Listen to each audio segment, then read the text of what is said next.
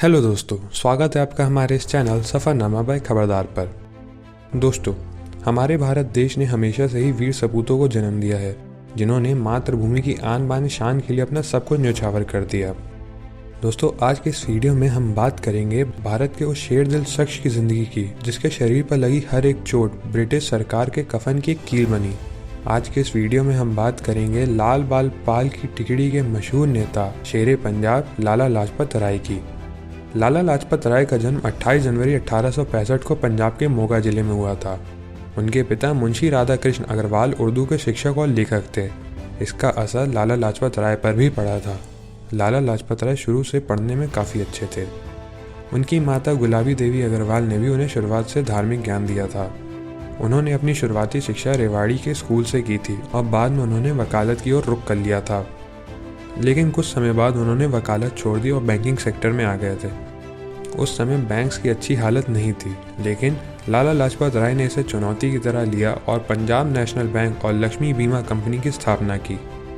लाला जी ने महर्षि दयानंद सरस्वती के साथ मिलकर आर्य समाज आंदोलन को भी आगे बढ़ाया था। आर्य समाज हिंदू समाज में फैली क्रूरती और धार्मिक अंधविश्वासों पर प्रहार करता था।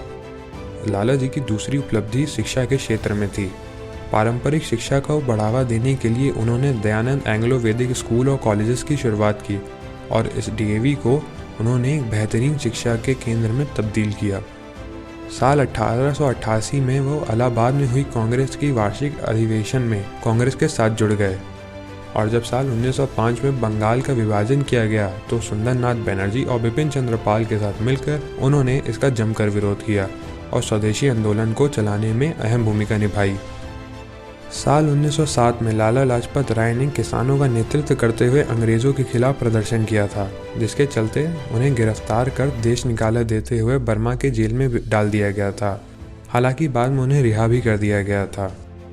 लाला लाजपत राय की लोकप्रियता भी साथ ही साथ बढ़ती जा रही थी, जिसके चलते साल 1914 से 1920 तक उन्हें भारत वापस नहीं आने दिया गया, जिसके बाद वे अमेरिका चले गए थे और वहां उन्होंने यंग इंडिया पत्रिका की शुरुआत की और साथ में इंडियन इन्फॉर्मेशन ब्यूरो की भी स्थापना की। साल 1920 में जब वो देश वापस आए तब वो गांधी जी के नॉन कॉपरेशन मूवमेंट के साथ जुड़ गए। लाला जी के सहयोग से इस आंदोलन ने काफ़ी तेज़ी पकड़ी थी।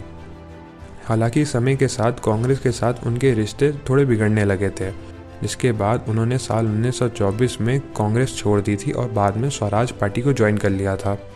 30 अक्टूबर 1928 को इंग्लैंड से सर जॉन साइमन की अध्यक्षता वाली कमीशन जब लाहौर आई तब भारत में इसका बहुत विरोध हुआ था।